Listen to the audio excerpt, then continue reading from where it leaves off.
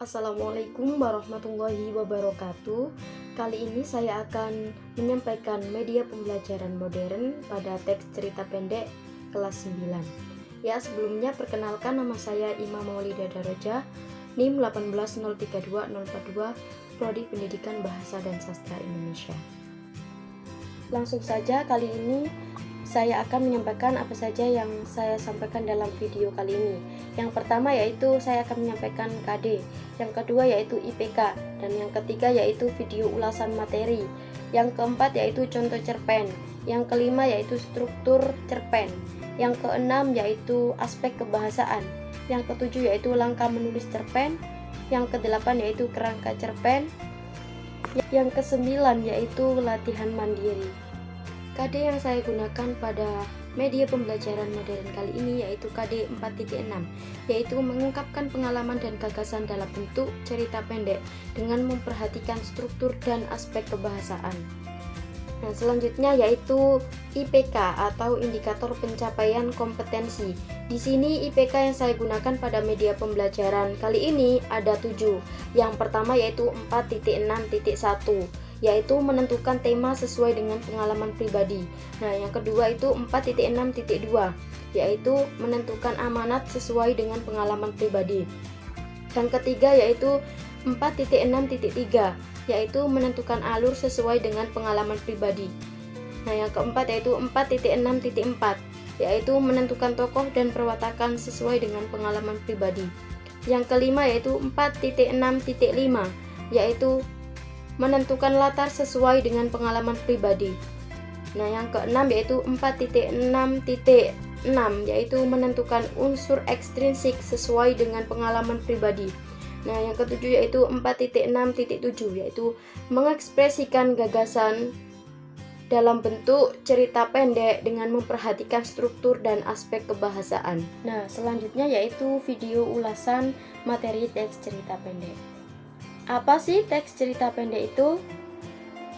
Ya, teks cerita pendek yaitu ceritanya singkat, padat, dan jelas. Yang kedua yaitu tidak lebih dari 10.000 kata. Nah, yang ketiga yaitu habis dibaca dalam sekali duduk. Misalnya, jalan-jalan. Di situ terdapat seorang kakek dan cucunya. Jalan-jalan tadi bisa dibuat sebagai tema.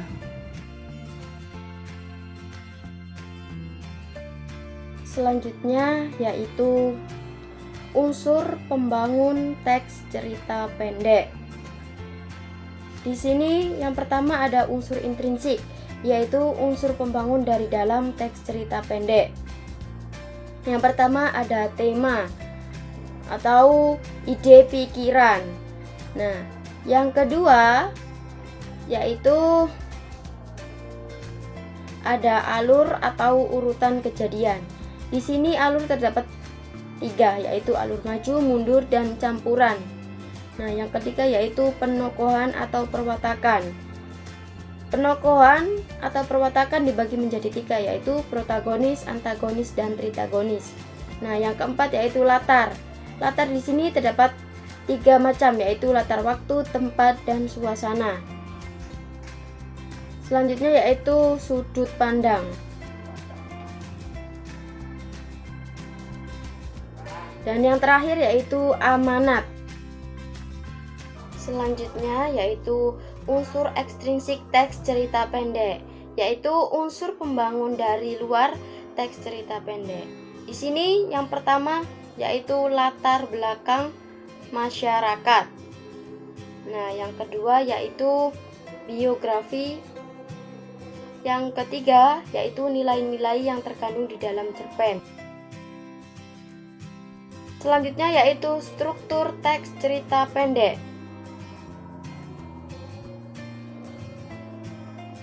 Yang pertama ada abstrak atau inti dari cerita.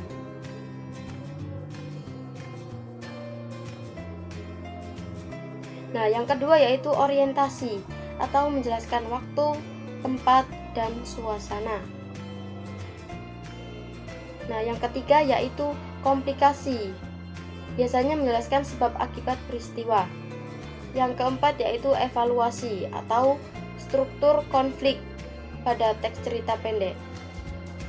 Nah, yang kelima yaitu resolusi atau penyelesaian.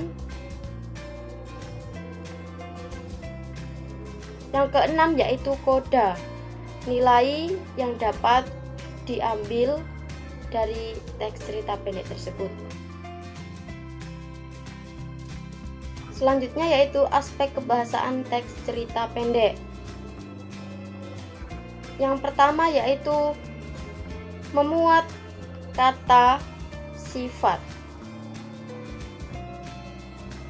Nah, yang kedua yaitu memuat kata keterangan. Bisa keterangan waktu, suasana, dan tempat. Yang ketiga yaitu menggunakan kalimat langsung dan tidak langsung. Nah, yang keempat yaitu menggunakan gaya bahasa. Bisa gaya bahasa perbandingan, gaya bahasa konotasi, dan lain sebagainya. Contoh teks cerita pendek. Ini bisa kalian simak baik-baik. Teks cerita pendek judulnya Akan Terus Bertahan. Nah, kali ini bisa kalian lihat identifikasi dari struktur teks cerita pendek. Selanjutnya yaitu kalian bisa cermati aspek kebahasaan dari teks cerita pendek yang ada di atas. Langkah-langkah menulis teks cerita pendek. Yang pertama yaitu menentukan unsur intrinsik dan unsur ekstrinsik yang akan dijadikan teks cerita pendek. Nah, yang kedua yaitu mulai menulis dengan membuat kerangka. Yang ketiga yaitu mengembangkan teks, dan yang keempat yaitu merevisi tulisan. Kerangka teks cerita pendek terbagi menjadi dua. Yang pertama yaitu berisi poin-poin yang ada pada unsur intrinsik dan unsur ekstrinsik. Yang kedua yaitu berisi poin-poin pada struktur dan aspek kebahasaan teks cerita pendek. Nah, kali ini yaitu latihan mandiri. Tugas yang pertama yaitu siswa membuat kerangka teks cerita pendek sesuai dengan pengalaman masing-masing. Nah, yang kedua yaitu kerangka teks tersebut dikirim ke email saya yaitu imamaulidadarroja@gmail.com. Dan yang ketiga yaitu pertemuan berikutnya siswa mengembangkan kerangka teks cerita pendek menjadi teks cerita pendek. Kemudian hasil teks cerita pendek dikirim ke email saya.